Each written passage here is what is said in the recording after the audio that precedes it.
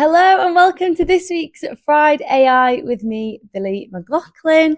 Hope you've all had a fantastic week this week. I think I've had some of the best conversations around artificial intelligence this week than I've had in the past couple of years. So thank you to everybody that I've been connecting with this week. For Fried AI, I am going to start with a bit of news on OpenAI. It is usually where I start. They do feature pretty much weekly. And it's just because there's always so many updates. So this week, Operator, you may remember I discussed this a few weeks ago. Operator is the agentic AI within ChatGPT. Operator is now available in the UK. Woo! I feel like I need a video editor to be like, loads of fireworks. So yes, Operator is available in the UK. And I think this is such a game changer. Unfortunately, it does come with a price tag, and this will definitely be a limiting factor for adoption. However, something that I think people need to begin to understand is that we've been really spoiled with technology over the years, and actually spending $200, so about 160 quid a month on something like Operator will save you, I don't know, 5-10 for that in staffing costs. So again, not about kind of taking the jobs of those people, but repurposing them into something that technology cannot do. So with Operator, the use case that a lot of people are talking about is that it can, for example, you could take a picture of your shopping list and it will go and do that weekly shop for you, which sounds great. As accountants, you're probably thinking, so what?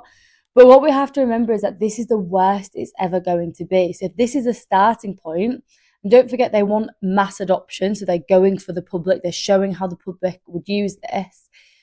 You also have to bear in mind that your clients need to be aware. So Operator will now essentially integrate with some really big names. So Uber, OpenTable for making reservations for bookings. So if you've got clients on your client base is around restaurants, you need to make sure that they're on OpenTable, because if their customers are going to be using this, they might not go to their restaurant because they cannot have their AI assistant making the reservation for them. So, as I said, £160 a month, but definitely worth it. What I would say, if you are trying to access it, this isn't just available to ChatGPT Plus or Teams. You have to have the GPT Pro subscription. The second thing I wanted to discuss today, kind of in the bigger world, is Copilot. Now, I owe a lot this week to Hashim Janjua and Dan Boyle from First AI, because I had a call with them and they talked me through so many use cases on Copilot for the finance industry. I'm going to tag them both in this post because it was amazing.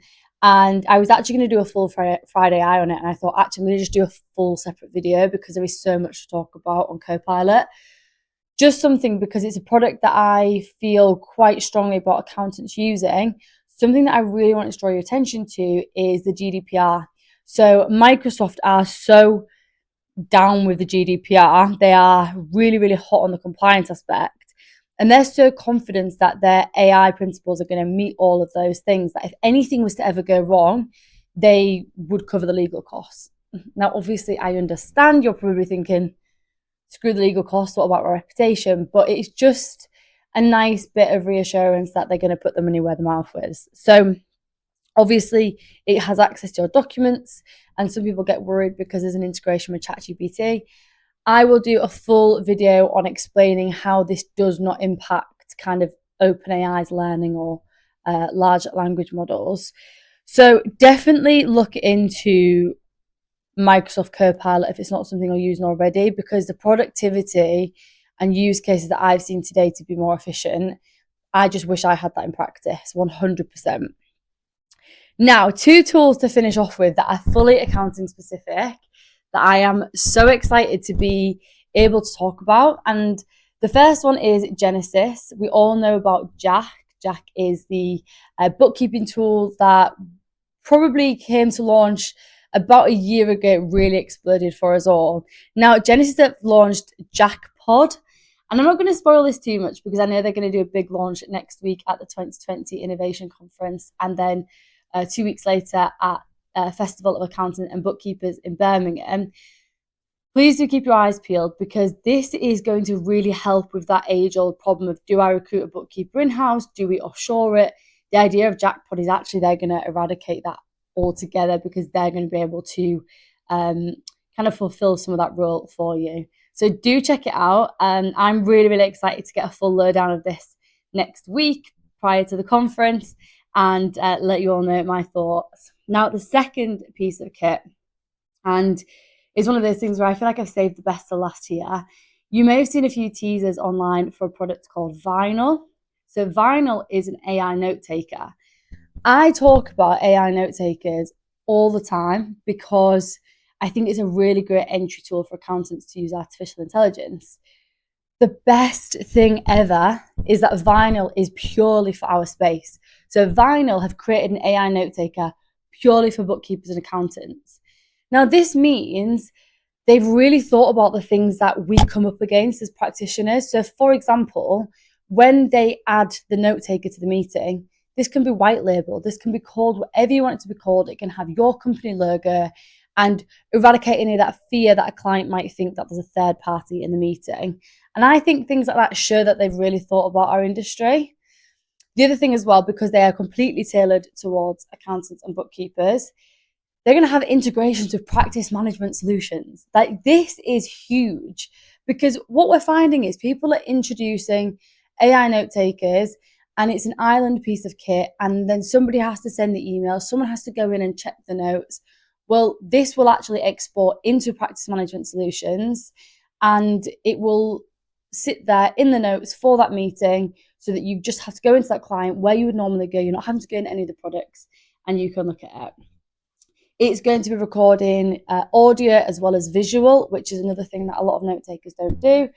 And when I've been having a brief look at this, and I've seen the user interface, it looks lovely, and having conversations around the functionality and pricing, what we have to realize is, when something is specifically made for our industry, we're not then going out and paying for features that we will never use. Now, on the note taker I currently use, which will obviously be changing when Vinyl is fully released, is how many words per minute we speak. And as you can imagine, mine is like 5,000 words a minute. So as much as that's a nice to have feature, they're very much just filling in the gaps on the page.